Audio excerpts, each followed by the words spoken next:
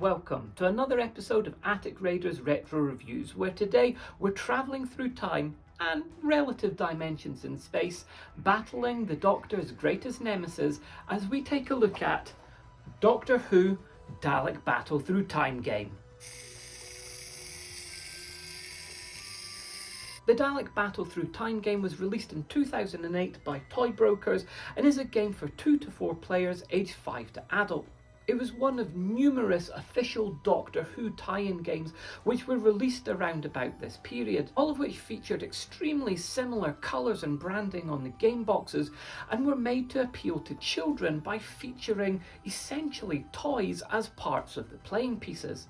This one, as the game box makes very clear, includes a moving Dalek model with sound effects. So you're buying a board game, but you're also basically getting a toy. The back of the box has got a little bit of a blurb and a big full colour picture of the game layout, as well as a contents list. In the UK during the time that this game came out, Doctor Who was massive.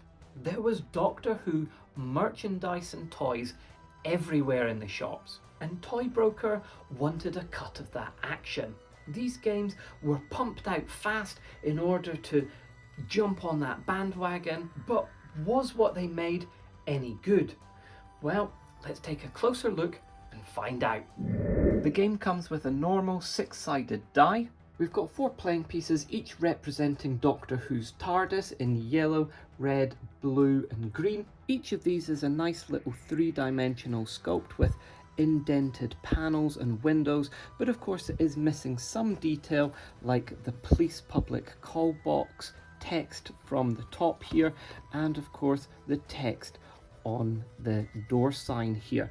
And embedded into the base of each of these there is a little magnet which will come into play later with the Dalek mechanism. We've got 2 large plastic time portal tunnel pieces which have indents in the top here for playing pieces to move across the top of them, and these are engraved with the Gallifreyan runes and iconography on the side of them. And we've got 2 smaller pieces of those time tunnels, again with the engraved Gallifreyan symbols, and these are nice thick plastic that is not going to break easily. The Dalek in this game is the biggest and most impressive component. It's got lots of really nice sculptural detail, and it really does look like the new series Daleks. You can see it's made from a nice thick quality plastic, but we've got the eye stock, the gun stock and the manipulator arm here are all made from this far more flexible rubbery plastic, meaning that they're not going to snap and fall off. It does, however, mean that they are prone to warping downwards and across, which doesn't look so nice, but if you really want to fix that, a little bit of heat on there from a hairdryer or some boiling water and you can straighten those out nicely. However, this is an electronic component, so if you're putting water on here, be careful not to get it into the electronics because you're going to mess things up. You can see it's got a bit of a large nasty gap in here, but that is because this is the on-off switch and that will disappear once it's in action. Underneath you can see mine is missing the battery cover, but inside it takes 3 1.5 volt LR44 button cell batteries, which don't come supplied with the game, but given how old this game is, they'd probably be dead and need replaced anyway.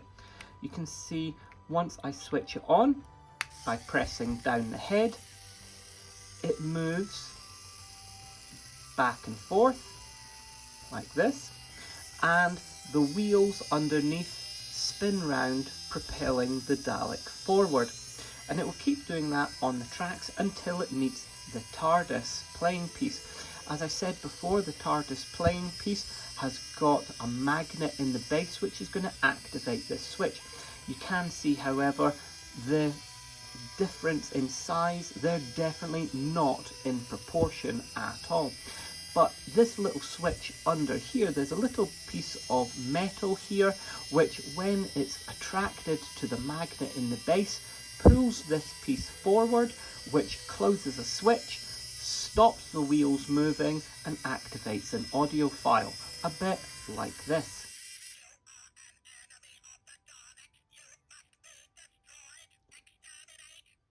Which is a really nice little feature. So overall, we pull it up in order to stop it. This is a nice little toyetic piece of the game. The game board has got a double fold and is made from a really thick cardboard, which it needs to be because the cardboard has got tracks cut into it, which the Dalek needs in order to move around. So it needs to have some depth to that. When we open it up, you can see that the board features a lot of artwork from season 2 and season 3 of Doctor Who, the new series. We've got David Tennant as the Doctor down here at the start. We've got the water tower in Cardiff up here at the finish. And then we've got lots of aliens and creatures. We've got the Sycorax leader from the Christmas episode, The Christmas Invasion. We've got one of the Sisters of Plenitude from season 2, episode 1, New Earth. We've got a werewolf from episode 2, Tooth and Claw. We've got a Krillatane from episode 3, School Reunion. Got the Doctor on a horse from episode 4, The Girl in the Fireplace. We've got a Cyberman from episode 5, Rise of the Cybermen, and episode 6, Age of Steel. We've got the Ood from episode 8, The Impossible Planet, and episode 9, The Satan Pit. Then we move to season 3 with the Jadoon from episode 1, Smith and Jones. And then finally we have a Carrionite from season 3, episode 2, The Shakespeare Code. There's also 2 of these plastic track switching points embedded into the board, and these are designed so that when the Dalek comes along and moves across here, it will change so that the second time it will come and it will have to go along a different track, and each time it goes past here it's going to end up going a different direction. To ready the game then, we're going to take these 2 time tunnel pieces and we're going to slot them together with these plastic tabs going together on both sides here, and you've got to push these quite firmly into here, and once they're in, just make sure it's like that together, and that's going to give us our completed time tunnel, and we're going to put them together so that we've got 2 of those. The time tunnel pieces are then placed on the board over the top of these track switching points, and placing the pegs into the holes in the board to hold that steady. The TARDISes get set up near the start space, and the Dalek starts at this green hexagon at the top of the board, making sure that this little peg at the bottom here slides into the track so that it's going to stay on there. The aim of the game then is for each player to roll and move in order to get their TARDIS from the start space in one corner across the board to the finish space in the other, while avoiding being hit by the Dalek.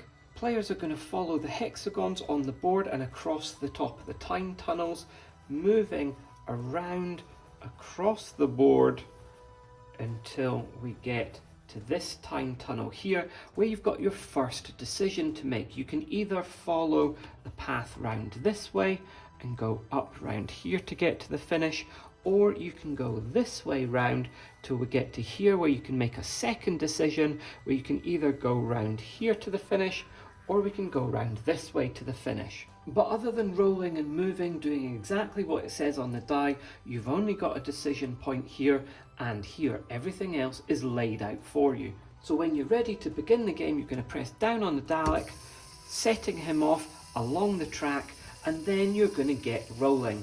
Only one playing piece can occupy a space on the board at any one time, so if the green player here was to roll a 4 and move 1, 2, 3, 4, they would have to move forward to the next available free space. If at any time you get caught by the Dalek,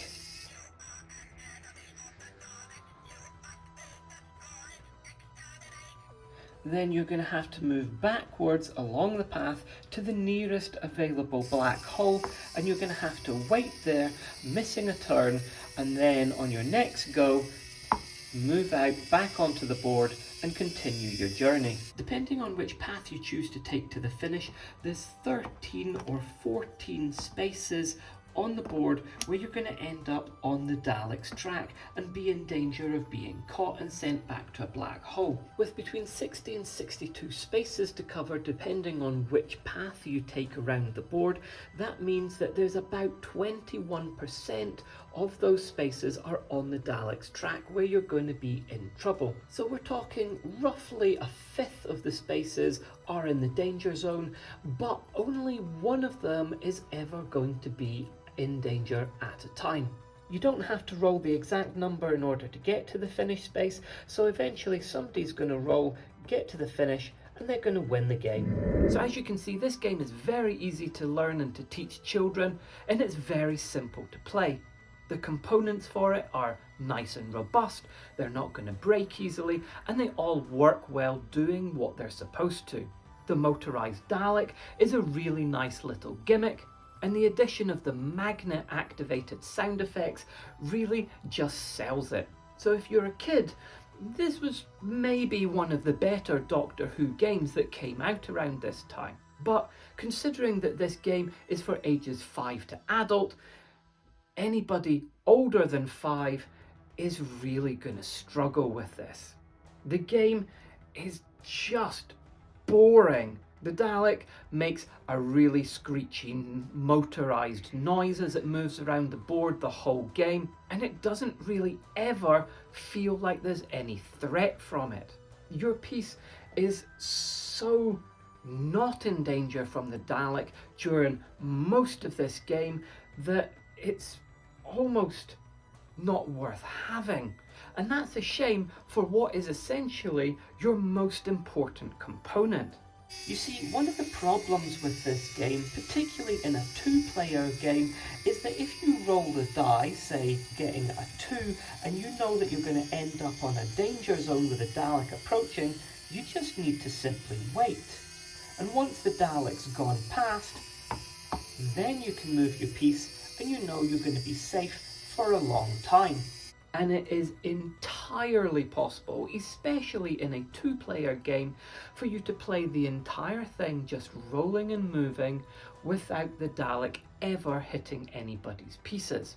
And simply rolling and moving across a board, it's just not fun. There are 2 decision points where you can choose a different track to follow, but it really doesn't make much of a difference. It's not like one track is shorter but more dangerous than the other, and the other is longer but safer. They're both pretty much, apart from one hexagon, the same length, and they both have the same number of threat points. You just simply choose the track that the Dalek's not moving along.